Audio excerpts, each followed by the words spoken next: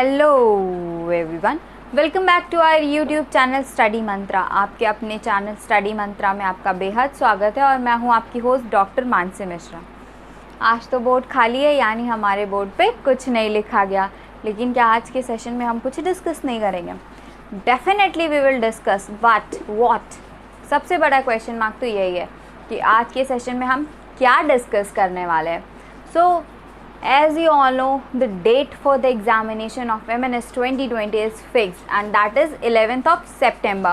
यानी एग्ज़ाम की date fix हो गई है जो है 11th of September और हॉल टिकट्स भी आ चुके हैं। जी हाँ, हॉल टिकट्स आपको मिल चुके हैं, आपके पास आपके हॉल टिकट्स हैं। और जिन कैंडिडेट्स को अभी हॉल टिकट्स नहीं मिले हैं, they will definitely get their hall tickets soon. उन्हें जल्दी ही अपने हॉल टिकट्स मिल जाएंगे। तो no need to be panic, no need to be worried. कोई भी हड़बड़ाने की ज़रूरत नहीं है, पैनिक होने की ज़रूरत नहीं है। जिन्हें अभी तक उनके एडमिट कार्ड्स नहीं मिले हैं या डाउनलोडिंग में कोई इशू आ रहा है, they will get their admit cards soon. ठीक है, अब आज के सेशन में क्या होने वाला है? कुछ भी नहीं। यानी आज का बोर्ड तो हमारा खाली है, तो क्या सेशन में कुछ भी नहीं होगा? नो नो नो, ऐसा तो नहीं है। डेफिनेटली आज के सेशन में भी कुछ स्पेशल होने वाला है और वो स्पेशल क्या होगा, I will tell you. As you all know that only 10 days are remaining for MNS 2020। यानी कितने दिन हमारे पास बचे हुए हैं? That is 10। सिर्फ 10 days are remaining. So today what we are going to discuss is, today we are going to decide our action plan for upcoming 10 days। आज हम जो डिस्कस करेंगे वो होगा हमारा एक्शन प्लान अपकमिंग 10 days के लिए, that how we are going to utilize these 10 days for our success. ताकि जो हमें ये एक अंदाज़ा मिल जाए कि आने वाले 10 दिनों को हम अपनी सक्सेस के लिए कैसे यूटिलाइज कर सकते हैं। So these 10 days are very very very very beneficial.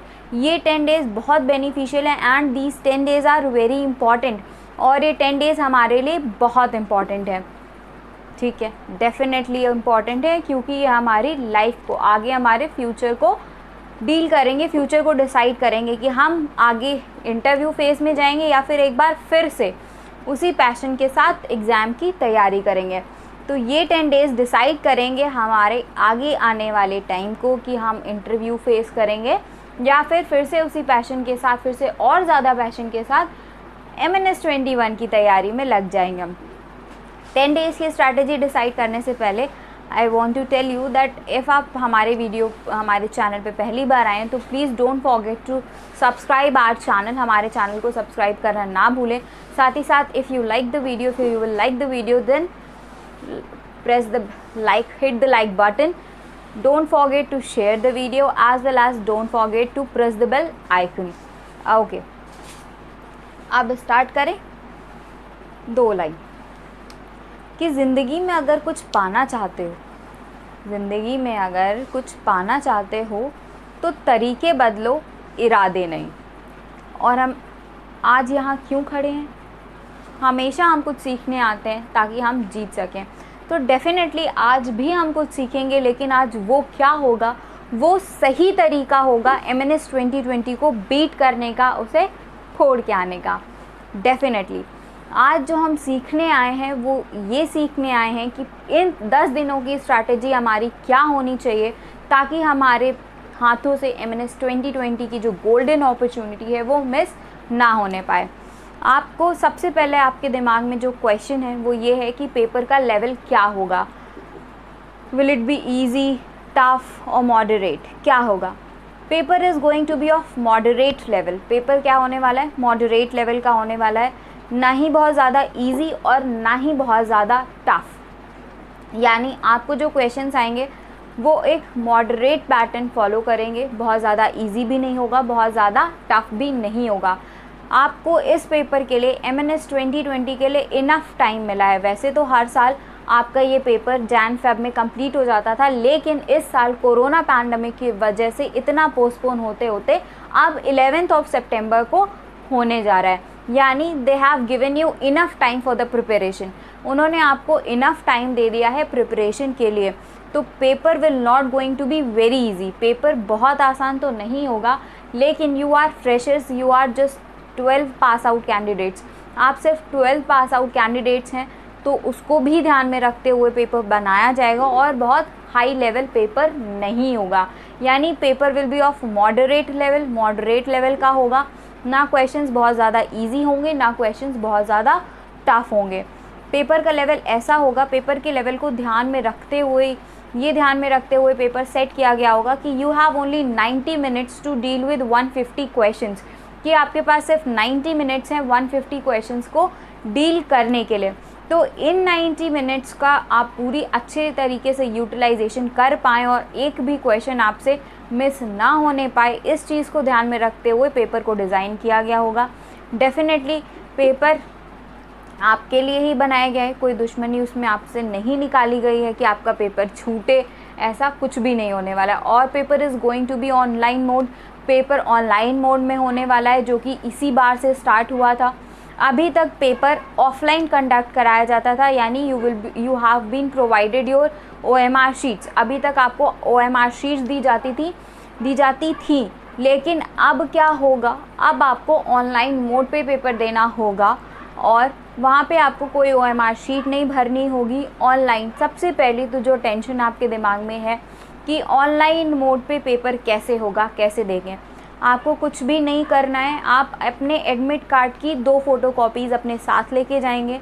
2 फ़ोटोकॉपीज़, एक फ़ोटोकॉपी आपके एडमिट कार्ड की वहीं सबमिट हो जाएगी और एक आपको अपने साथ रखनी होगी। यानी you have to take 2 copies of your admit card. आपको आपके एडमिट कार्ड की 2 फ़ोटोकॉपी ले जानी होगी। साथ ही साथ आपको अपनी पासपोर्ट साइज़ फ़ोटोग्राफ्स ले जानी होंगी, जो वहाँ पे स्टिक करनी है। एडमिट कार्ड में भी आपको स्टिक करनी है, आपको सेंटर पे भी ले जानी है। आपकी सारी चेकिंग होगी। आपको डिफरेंट टाइम अलॉट किया गया है कि आपको रिपोर्ट कब करना है और गेट क्लोजिंग टाइम क्या है। तो आपको अपने गिवन टाइम के अकॉर्डिंग, टाइम स्लॉट के अकॉर्डिंग वहाँ पे रिपोर्ट करना है। साथ ही साथ आपको अपनी सारी रिक्वायर्ड डिटेल्स पता होनी चाहिए कि आपका रोल नंबर क्या है, किस टाइम आपको रिपोर्ट करना है, सेंटर क्या है। इफ़ सेंटर में प्रॉपर उसको सेंटर पे पहुंचते टाइम प्रॉपर चेक कर लीजिएगा कि जो सेंटर आपको आपके एडमिट कार्ड में अलॉट हुआ था, आप उसी सेंटर पे पहुंचे हैं या नहीं, आपने कोई मिस्टेक तो नहीं कर दी है, कोई किसी और जगह तो नहीं पहुंच गए हैं।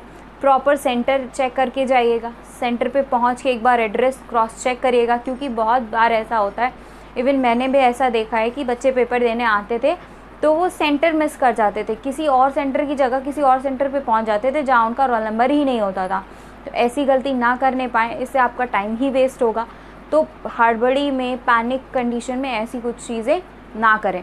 सेंटर पे जाएं, सेंटर क्रॉस चेक करें, ये चेक कर लें कि आपका रोल नंबर वहाँ पे है या नहीं। अगर आपका रोल नंबर है वहाँ पे तो बहुत अच्छी बात है। काम डाउन करिए, माइंड को रिलैक्स करिए। पेपर आपको बस उस टाइम यही सोचना है कि पेपर आपके लिए ही सेट किया गया है। पेपर आपके लिए ही सेट किया गया है, आप ही इसको डील करने वाले हो और दूसरा कोई नहीं। और एक चीज़ और आपको जो दिमाग में रखनी है, ये 10 डेज़ स्ट्रैटेजी, ये study plan, they all are very important, लेकिन जो चीज़ सबसे ज़्यादा इम्पॉर्टेंट है वो ये है योर सेल्फ कॉन्फिडेंस। आपको अपने में सेल्फ कॉन्फिडेंस होना चाहिए।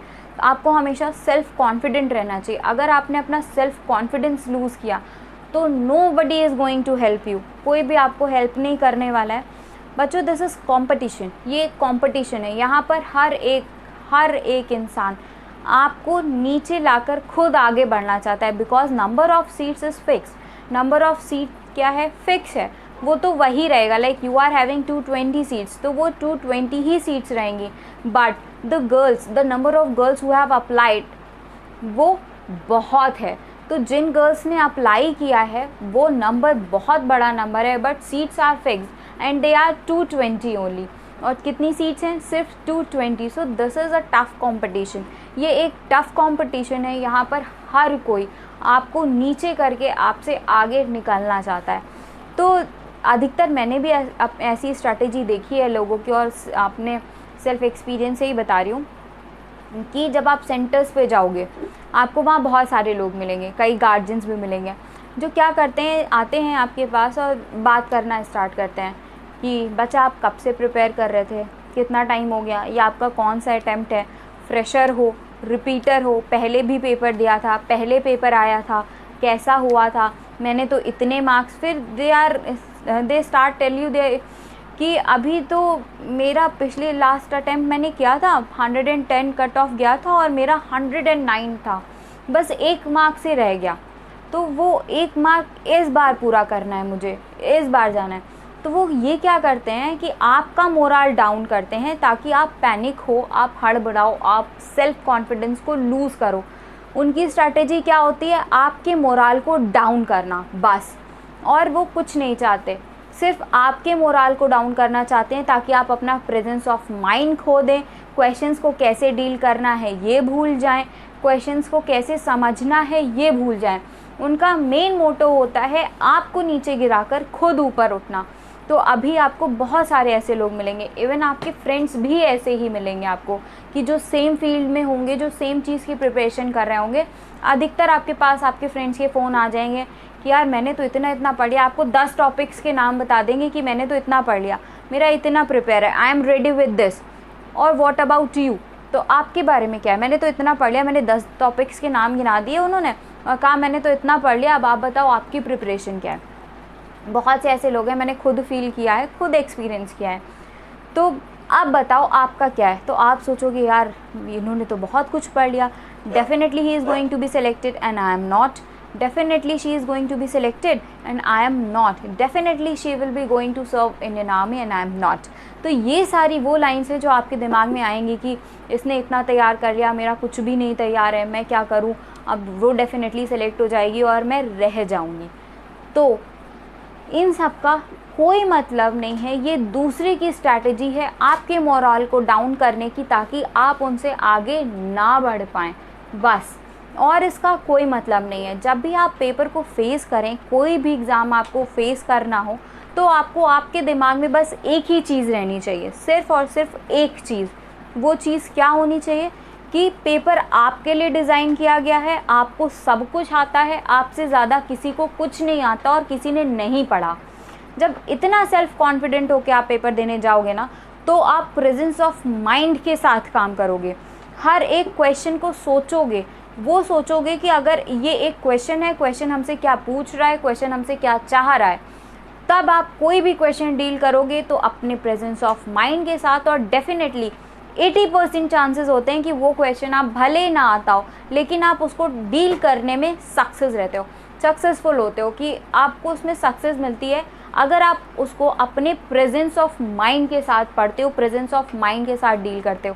लेकिन अगर आपका मोरल पहले से ही डाउन था कि यार उसने तो इतना पढ़ लिया, मैंने नहीं पढ़ा, अब इतना मेरा तैयार है, ये क्या होगा, उस सब्जेक्ट में क्या करेंगे, इस सब्जेक्ट में क्या करेंगे, ये उसका तो बहुत प्रिपेयर हो गया, मेरा पहले से ही आपने कॉन्फिडेंस को लूज़ कर दिया।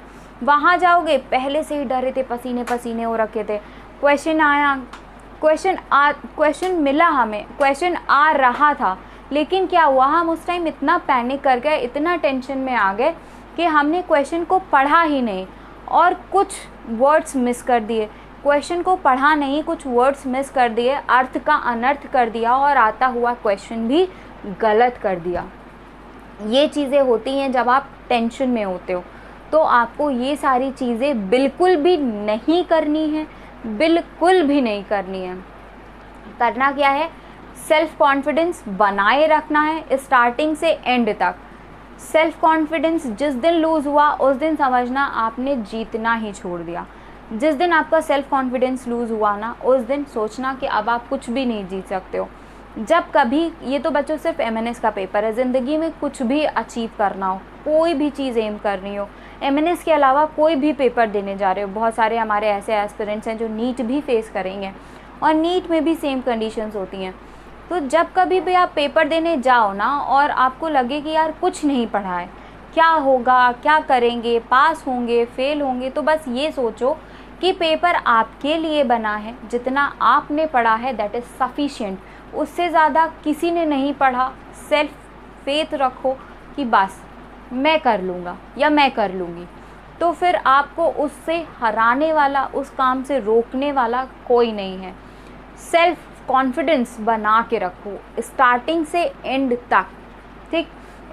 एक और सेल्फ एक्सपीरियंस आपके साथ शेयर करती हूँ कि अभी तो I am here to guide you, और सेवरल यूट्यूब चैनल्स हैं और बुक्स भी, अब बुक्स क्या गाइड वगैरह अवेलेबल हैं अब तो। When I was preparing when I was preparing for my MNS, तो I was actually not preparing, that was all of a sudden कि I have completed the application form and I have to face the exam.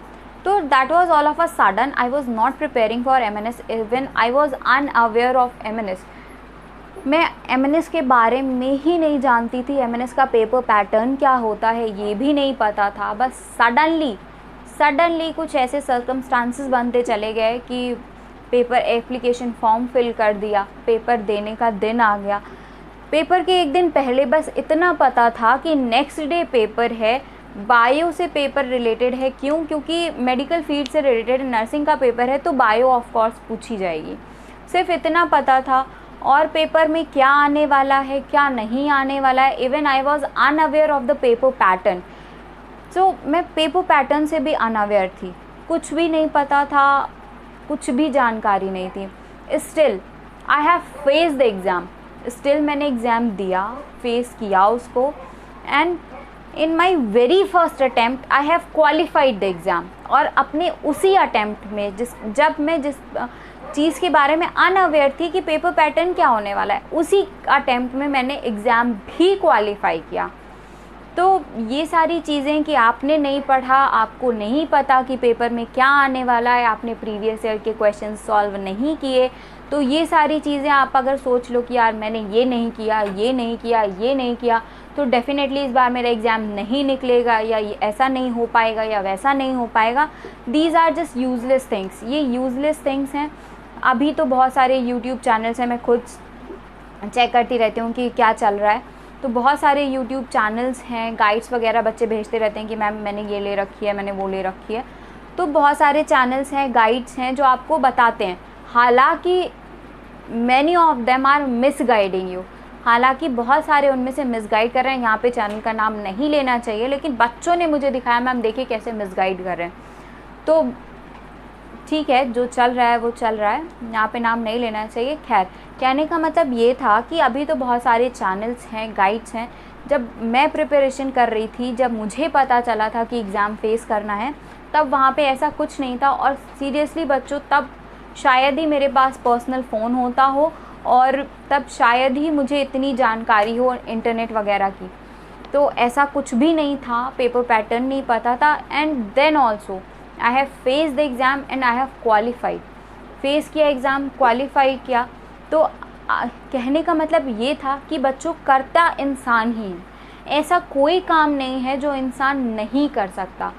करते आप ही लोग हो, आप ही में से कुछ बच्चे करोगे।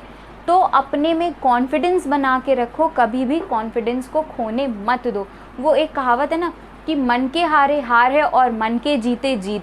यानी अगर आपने मन में जीत लिया ना, आपने मन को जीत लिया कि नहीं हम ये चीज़ फोड़ने वाले हैं, तो डेफिनेटली आप उसको फोड़ेंगे और वापस आके हमारे साथ बिंगो भी ज़रूर करेंगे। तो मन के हारे हार है, मन हार गया तो सब हार गए, और मन के जीते जीत, मन से जीत गए तो सब कुछ जीत गए। ठीक है, ओके बच्चों, एंड तक यही कॉन्फिडेंस बना के रखना ताकि आप एग्ज़ाम डेफिनेटली फोड़ के आओ। अब बात कर लेते हैं हमारी 10 डेज़ स्ट्रैटेजी की कि 10 डेज़ स्ट्रैटेजी क्या होनी चाहिए। ओके, तो आप 10 डेज़ की बात करो, दे आर वेरी इम्पॉर्टेंट। ये बहुत इम्पॉर्टेंट है आपके लिए, आपके आने वाले एग्ज़ाम्स के लिए। क्यों? क्योंकि ये डिसाइड करेंगे कि आपका आने वाला पेपर कैसा जाएगा आपके लिए। तो इन 10 डेज़ को बहुत अच्छे से यूटिलाइज़ करो। स्ट्रैटेजी की बात करते हैं। सबसे पहले शुरू करते हैं स्टैटिक जीके से। ठीक, स्टैटिक जीके आप चैनल पे जाओगे, सेवरल टॉपिक्स आर देयर। आप हमारे चैनल पे जाओ, प्लेलिस्ट चेक करो, सेवरल टॉपिक्स हैं। इवन जिसने अभी तक भी कुछ नहीं पढ़ा है और वो चैनल पे जाके स्टैटिक जीके सर्च करेगा तो उसको इतने टॉपिक मिल जाएंगे, इतने टॉपिक्स हैं वहाँ पे कि अगर आपने अभी तक भी कुछ भी नहीं पढ़ा है और आज ही से पढ़ना शुरू किया है, फिर भी आपको एक पेपर का आइडिया हो जाएगा और एकदम out of the blue paper आपके लिए नहीं जाएगा। वहाँ पे इतने टॉपिक्स अवेलेबल हैं। तो अप्रॉक्स 50 60 और 61 62 ऐसे वीडियोज़ हैं वहाँ पे, नंबर ऑफ़ वीडियोज़ हैं। तो अभी तक भी आपने अगर कुछ भी नहीं पढ़ा था तो आप स्टैटिक जीके के लिए उन वीडियो लेक्चर्स को ज़रूर फॉलो करें। साथ ही साथ आप कहोगे कि स्टैटिक जीके में क्या करना है, कैसे पेपर को डील करना है। तो बच्चों, स्टैटिक जीके एक इतना वास्ट एरिया है कि इसको कवर करना within few minutes, within few hours और within few days is next to impossible. क्योंकि जीके की तो कोई सीमा ही नहीं है, जनरल नॉलेज की तो कोई सीमा ही नहीं है। क्या पता क्या आने वाला है, क्या पता क्या होगा, कुछ भी नहीं पता। ये तो अनंत है, दैट इज़ एंडलेस। तो जब कभी एंडलेस चीज़ें आ जाएं तो उनको डील करने का, उन क्वेश्चंस को डील करने का एक तरीका होता है। सबसे पहले तो स्टैटिक जीके की स्ट्रैटेजी की, जनरल इंटेलिजेंस के पेपर को डील कैसे किया जाता है, ये वीडियो भी हमारे प्लेलिस्ट पे पड़े हुए हैं। पेपर पैटर्न क्या होगा ये भी पड़े हुए हैं, तो आप उनको फॉलो करो, उनको देखो कि कैसे क्या करना है, कैसे करना है, पेपर को कैसे डील करना है, पेपर पैटर्न इसके लिए क्या होगा। इसके साथ साथ जब आप स्टैटिक जीके के क्वेश्चन को पढ़ो और फंस जाओ कि आपको 4 ऑप्शंस दिए हैं और कुछ समझ में नहीं आ रहा कि कौन सा आंसर चूज़ करना है, ऐसे में आप चूज़ करने के लिए ये देखा करो कि क्वेश्चन को 3 बार पढ़ो। इनफ टाइम होता है बच्चों, स्टैटिक जीके के क्वेश्चन 1 लाइनर्स ही होते हैं, तो आपके पास इनफ टाइम होता है उसको पढ़ने के लिए।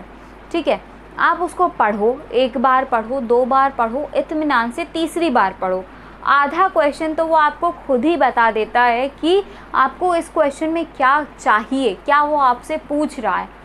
आप उसको जब पढ़ोगे ना तो आपके दिमाग में वो क्वेश्चन बार बार घूमेगा, ये फिर उस चीज़ को, उस टॉपिक को रिलेट करने की कोशिश करो अपने दिमाग में कि पहले कभी पढ़ा था। लाइक कोई रिवर, मान लो सपोज़ कोई रिवर है, मान लो यमुना पूछी गई है, तो आपको नहीं आ रहा है कि कौन सा आपका स्टेट यमुना के किनारे बसा हुआ है, आपको नहीं याद आ रहा कि कौन सा स्टेट, कौन सा सिटी यमुना के किनारे बसा हुआ है, तो कोई बात नहीं, आप उस क्वेश्चन को पढ़ो। 1 बार पढ़ा नहीं आया, कोई बात नहीं, 2 बार पढ़ो नहीं आया, कोई बात नहीं, फिर इत्मीनान से तीसरी बार पढ़ो। उसके बाद देखो कि ऑप्शंस क्या क्या दिए हैं, ऑप्शंस को देखो, फिर देखो कि क्या कभी यमुना के बारे में प्रीवियस क्लासेस में या कभी कुछ पढ़ा है कि कहाँ से निकलती है, और फिर उस इन्फॉर्मेशन को जब ज़रूर आपके दिमाग में आएगा, एक बार क्लिक ज़रूर करता है जब आप उसको लिंक करने की कोशिश करते हो।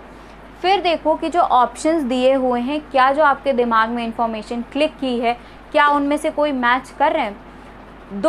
2 से 3 ऑप्शन तो डेफिनेटली आप ऐसे काट दोगे जो मैच नहीं कर रहे होंगे। 1 से 2 ऑप्शन आपके पास वो बचेंगे जो आपके दिमाग में इन्फॉर्मेशन क्लिक की होगी उससे मैच कर रहे होंगे। तो वो जो आपके पास 1 से 2 ऑप्शन बचते हैं ना, उनमें से आपको बेस्ट वन डिसाइड करना होता है। ये होती है पेपर डील करने की स्ट्रैटेजी कि आपको पेपर कैसे डील करना है। सेम काम आपको इंग्लिश के लिए करना है, सेम काम आपको साइंस के लिए करना है कि पेपर डील कैसे करें, स्ट्रैटेजी पेपर को डील करने की क्या होनी चाहिए। सब कोई यही तैयारी करके जाता है कि हमने पढ़ लिया है यही क्वेश्चन आएगा, लेकिन बच्चों दिस इज़ अनप्रिडिक्टेबल।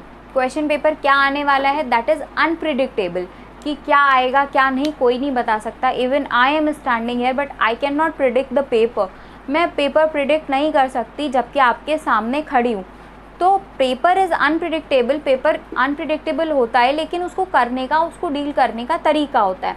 बस आपको वही तरीका फॉलो करना है कि आपको जो भी ऑप्शंस दिए हैं उनमें से काटने कौन से हैं और रखने कौन से हैं।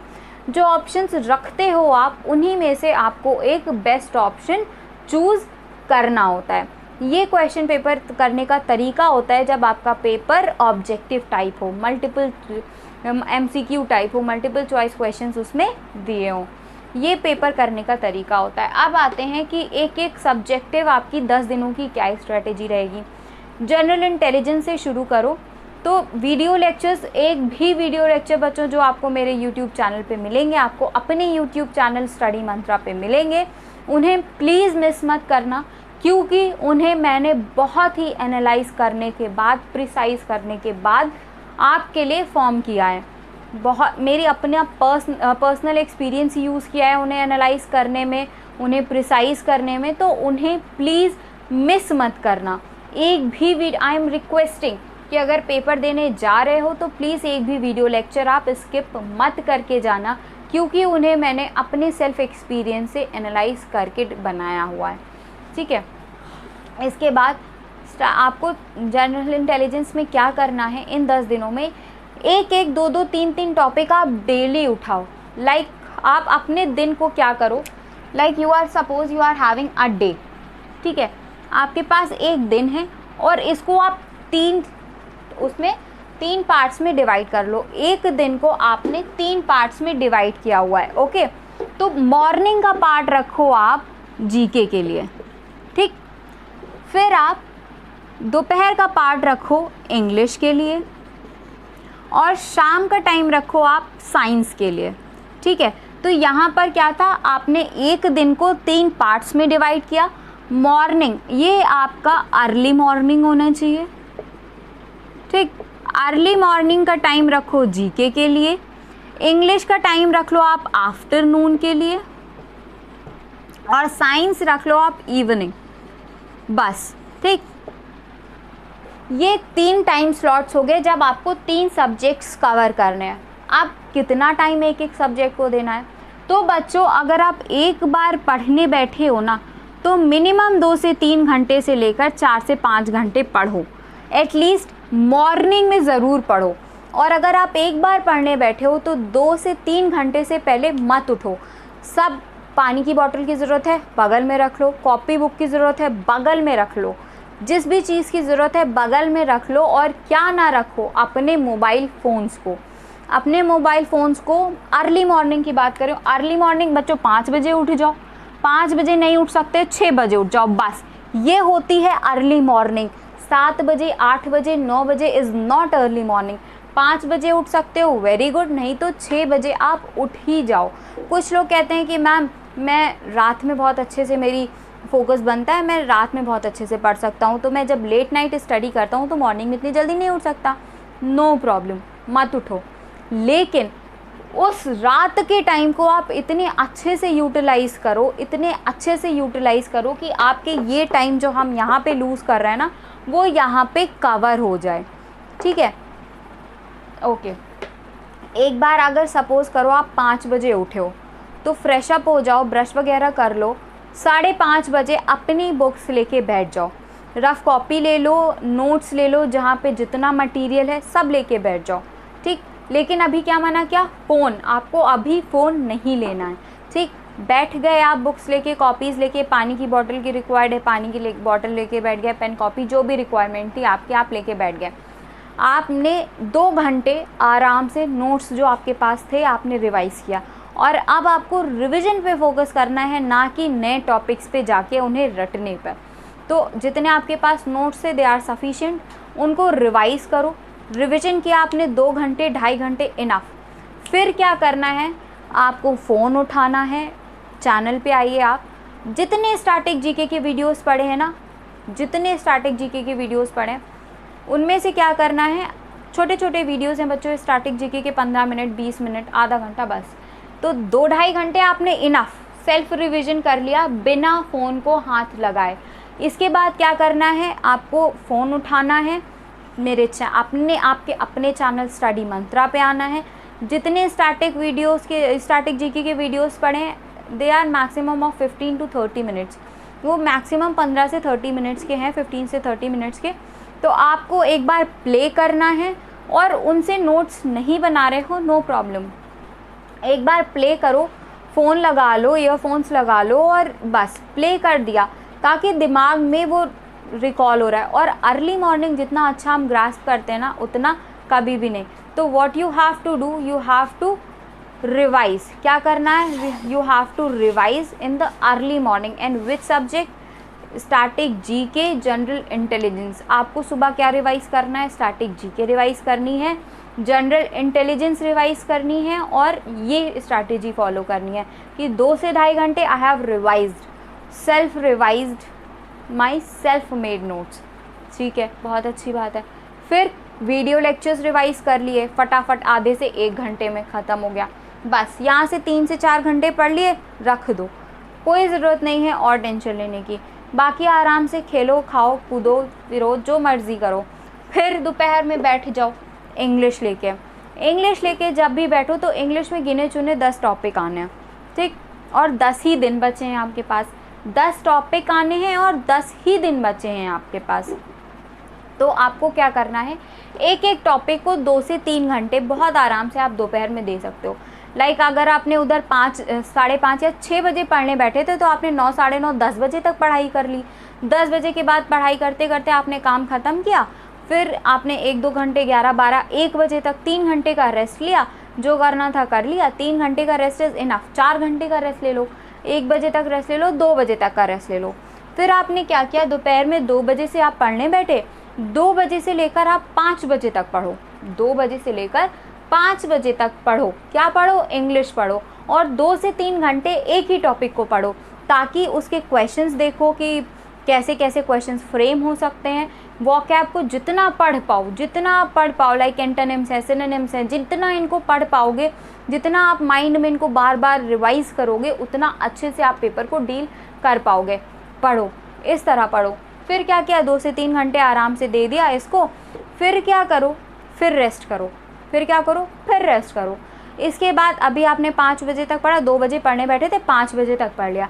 फिर बुक कॉपी सब रख दो। अब आ जाओ इंग्लिश पे आओ आप। इंग्लिश के लिए चैनल पे वीडियोस हैं। एक वीडियो आपका सब्जेक्ट वर्ब एग्रीमेंट का है और एक वीडियो एंटोनिम का है, ठीक। हो सकता है आपको अभी 1-2 वीडियोस और 2-3 वीडियोस मिल जाएं। तो एक बार वीडियो लेक्चर रिवाइज़ कर लिया, ताकि आपने नोट्स तो रिवाइज़ किए थे, साथ ही साथ वीडियो में मैम ने क्या कहा था, कहीं हम कोई स्ट्रैटेजी मिस तो नहीं कर गए, कोई चीज़ ऐसी इंपॉर्टेंट जो हमारे लिए जानना ज़रूरी था हमने मिस तो नहीं किया, हम वो भी कवर करते चले गए, ठीक। तो आपका किसी भी सब्जेक्ट का कोई भी इम्पॉर्टेंट टॉपिक आपसे मिस नहीं हुआ। फिर क्या किया, 5 बजे तक पढ़ा, फिर फ़ोन रख दिया, फिर सब कुछ रख दिया। 5 बजे तक आपने वीडियो लेक्चर भी रिवाइज़ कर लिए, इंग्लिश के सेल्फ मेड नोट्स भी रिवाइज कर लिए, और इवन मैंने तो बच्चों को, अपने जो बच्चे हमारे साथ व्हाट्सएप ग्रुप में जुड़े थे, उनको प्रॉपर PDF भी प्रोवाइड की थी। तो वो PDFs बच्चों, वो PDFs मैंने खुद बहुत एनालाइज़ करके बाकी सारे कम्पिटिटिव एग्ज़ाम्स को ध्यान में रखते हुए आपके लिए बनाई थी। तो प्लीज़ वो मिस मत करिएगा, वो भी रिवाइज़ करिएगा। इसके बाद आपने 5 बजे तक पढ़ा, फिर आराम कर लीजिए 6 बजे तक, 7 बजे तक, 8 बजे तक, 9 बजे तक। 9 बजे तक आपने बिल्कुल आराम किया। 9 बजे तो खैर ज़्यादा हो गया, 8 बजे तक बिल्कुल आराम किया। 3 घंटे का, 5 से 8, 3 घंटे का ब्रेक ले लो। 8 बजे से लेकर फिर आप 11 बजे तक पढ़ो। 9, 10, 11, 3 घंटे। 3 घंटे में क्या पढ़ना है आपको, इधर साइंस। 3 घंटे में क्या पढ़ना है, साइंस, जिसमें से 2 घंटे देने हैं आपको आपकी बायो को, और 1 घंटा आपको देना है फिज़िक्स और केमिस्ट्री को। 2 घंटे किसको, बायो को, और 1 घंटा किसको, फिज़िक्स और केमिस्ट्री को। आपने 8 बजे पढ़ने बैठे, 9, 10, 11, 11 बजे तक पढ़ा। 11 से 12 फिर से वीडियो लेक्चर लगा लो 1 घंटे के। फिर से चैनल पे आ जाओ, सर्च करो कि मैम ने जो इम्पोर्टेंट, जैसे हमारी फैंटास्टिक 15 वाली सीरीज़ थी, वो लगा लो, क्योंकि उससे क्या होता है बच्चों, चैप्टर रिवाइज़ रहता है, ठीक। तो वो लगा लिया, उसको रिवाइज़ करा कि कहीं ऐसा तो नहीं हम कोई इंपॉर्टेंट टॉपिक मिस कर रहे थे, वो लगा लो। आप चैप्टर को बहुत अच्छे से 8 बजे पढ़ने बैठे थे, 9, 10, 11 वो किया। 11 से 12 आपने वीडियो लेक्चर रिवाइज़ किए। 12 बजे सो जाओ। 12 बजे बिल्कुल फ्रेश माइंड होके सो जाओ, और अगले दिन फिर 5, 5:30 तक उठ जाओ। जब आप इतना काम करोगे ना, और जब इतना फॉलो कर लोगे 10 दिन, तो जब आप 11वें दिन एग्ज़ाम देने जाओगे तो आपको लगेगा कि नहीं, मैंने भले ही लॉकडाउन में कोई काम ना किया हो, लेकिन आज जब मैं एग्ज़ाम देने आई हूँ तो yes, I did something, I did my preparation well. मैं प्रिपेयर करके आई हूँ, मुझसे ज़्यादा किसी ने नहीं पढ़ा। और फिर जो आप सेल्फ़ कॉन्फिडेंस के साथ जाओगे ना, I can bet on it कि कोई और ऐसा नहीं आया होगा सोच के। उसके बाद आपको कोई कितने भी आपको डीमोटिवेट करने वाले मिले, आपको नहीं होना है। क्या बनाए रखना है, सिर्फ़ और सिर्फ सेल्फ़ कॉन्फिडेंस, सिर्फ सेल्फ़ कॉन्फिडेंस मेंटेन करके चलना है। वो कहते हैं ना कि असली जीत का मज़ा तब है, असली जीत का मज़ा तब है जब दुनिया आपके हारने का इंतज़ार कर रही हो। तो जीतोगे तभी, और उसी जीत का असली मज़ा होगा जब सब आपके हारने का इंतज़ार कर रहे हो। वो जो जीत होगी ना, वो इतनी शानदार होगी कि पहले ऐसी जीत का अनुभव आपने कभी नहीं किया होगा। ठीक, यहाँ पे लिखा जाए टाइम टेबल, क्या करना है, आ जाओ लिखते हैं। सबसे पहले आपको 5 बजे आप उठे, ठीक है, 5 बजे उठ जाओ। फिर क्या करो, 6 बजे से लेकर 8 बजे तक या फिर 8:30 मान लो, सेल्फ करना है। और सेल्फ में क्या करना है, जीके करनी है, जनरल इंटेलिजेंस। फिर 8 से 9 बजे तक आपको क्या करना है, वीडियो किसके, जीके के। Okay, no problem. ठीक, इसके बाद आ जाओ 9 बजे से लेकर रेस्ट मारो आप कितने बजे तक का, 10, 11, 12, 1, 4 घंटे रेस्ट ले लिया, बहुत है। खाया पिया जो करना, या फिर जो भी आपको करना है कर लो, 3 घंटे इज़ इनफ फॉर जीके। फिर क्या करो, या फिर आप चाहो तो यहाँ पे 10 भी कर सकते हो। लाइक अगर इसको आप 6 से 9 पढ़ लो, बहुत अच्छी बात है। और इसको क्या कर लो, 9 से 10 कर लो। 5 बजे 6 बजे जितना बजे भी आप उठ जाओ, इनफ टाइम। 10 बजे से 11, 12, 1, 2, 4 घंटे का, 11, 12, 1, 2, 4 घंटे का रेस्ट ले लिया। फिर क्या किया, 2 बजे से लेकर 4 बजे तक हमने किसको दिया, सेल्फ में किस सब्जेक्ट को दे दिया, इंग्लिश को दे दिया। ठीक, फिर क्या किया, 4 बजे से लेकर 5 बजे तक क्या किया, वीडियो किसको दिया, इंग्लिश को दिया। ठीक, देखो इधर हम 5 बजे उठ गए थे, 6 बजे सब पूरा फ्रेशन अप होके, 5 बजे कह रही हूँ उठने को, 5:30 उठ जाओ, फ्रेश अप होके 6 बजे पढ़ने बैठ जाओ। 6 बजे से 9 बजे तक सेल्फ जीके की स्टडी करी, फिर 9 से 10 वीडियो देख लिए जीके के, ताकि हमने खुद के नोट्स भी प्रिपेयर कर लिए और वीडियो लेक्चर्स भी प्रिपेयर कर लिए। फिर क्या करो, 2 बजे से 4 बजे तक सेल्फ स्टडी कर लो इंग्लिश की, फिर 4 बजे से 5 बजे तक वीडियो लेक्चर, ताकि कुछ मिस ना होने पाए। फिर क्या करो, आप 7 बजे से पढ़ने बैठो, 8 बजे से पढ़ने बैठो, 8 बजे से लेकर 11 बजे तक पढ़ो सेल्फ में क्या पढ़ोगे आप, यहाँ पे आ जाओ, साइंस। ठीक, फिर 11 से 12 आपको पढ़ना है वीडियो, और वीडियो किस चीज़ के, साइंस। इतना आपको करना है एक दिन में। ठीक, और ये जो 8 से 11 का टाइम था ना, 9, 10, 11, 3 घंटे का, इसमें से आपको इसको भी डिवाइड कर लो। इस वाले टाइम को जब आप डिवाइड करोगे तो 2 घंटे आपको देने हैं बायो को, और 1 घंटा देना है आपको फिज़िक्स केमिस्ट्री को। ये होना चाहिए आपका standard time table for upcoming 10 days. आपका ये स्टैंडर्ड टाइम टेबल होना चाहिए आने वाले 10 दिनों के लिए, ताकि एग्ज़ाम में एक भी क्वेश्चन छूटने ना पाए कि भैया नोट्स भी प्रिपेयर हैं, वीडियो लेक्चर्स भी प्रिपेयर हैं, आ जाए जो मर्ज़ी हो, आना हो क्वेश्चन एग्ज़ाम में, हम तो करके आएंगे। ठीक, ये आपका एक स्टैंडर्ड टाइम टेबल है जो आपको फॉलो करना है। बच्चों, अभी तक हमने स्टैटिक जीके के बारे में बहुत बात करी है, करंट के बारे में बहुत बात की कि करंट को स्टैटिक से जोड़ो।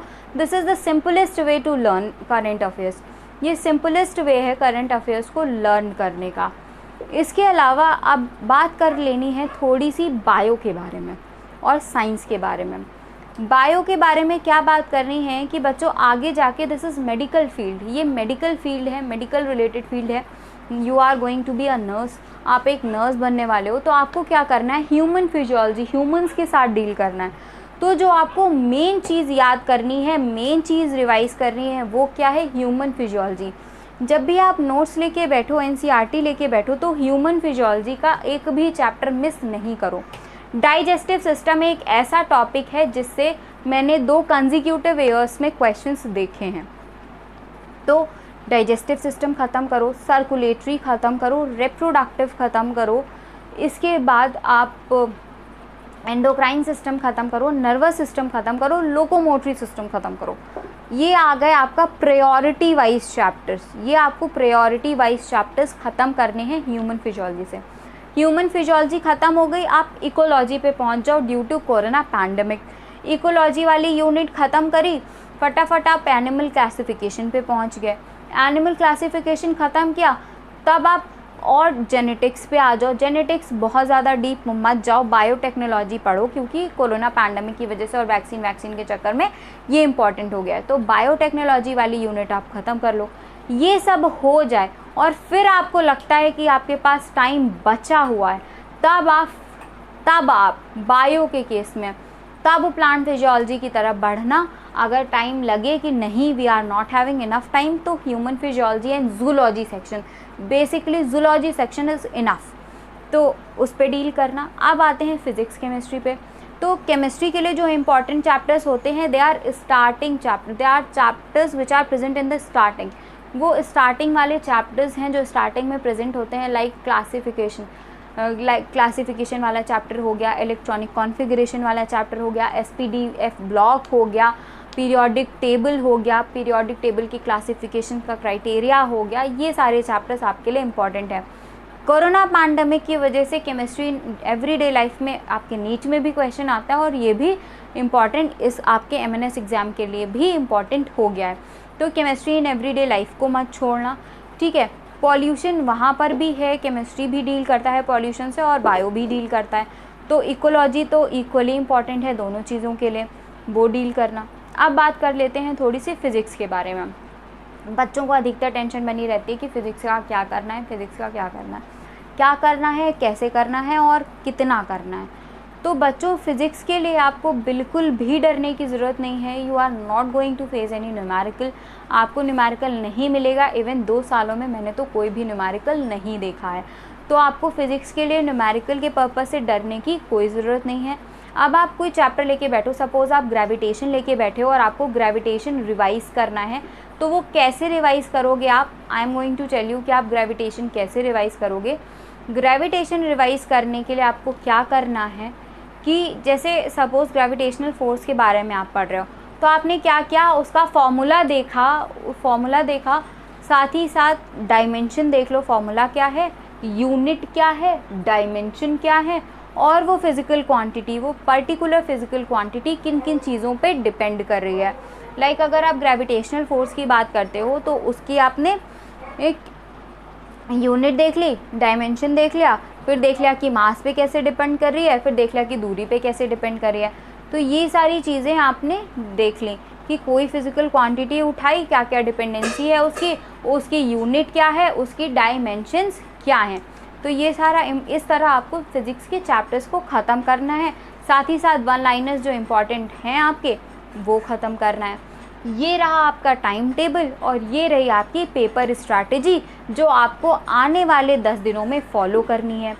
इसके साथ साथ एक चीज़ और बता दूं बच्चों, बहुत अच्छी लाइन पढ़ी है मैंने कि सपने उन्हीं के पूरे होते हैं, कुछ ऐसे ही था।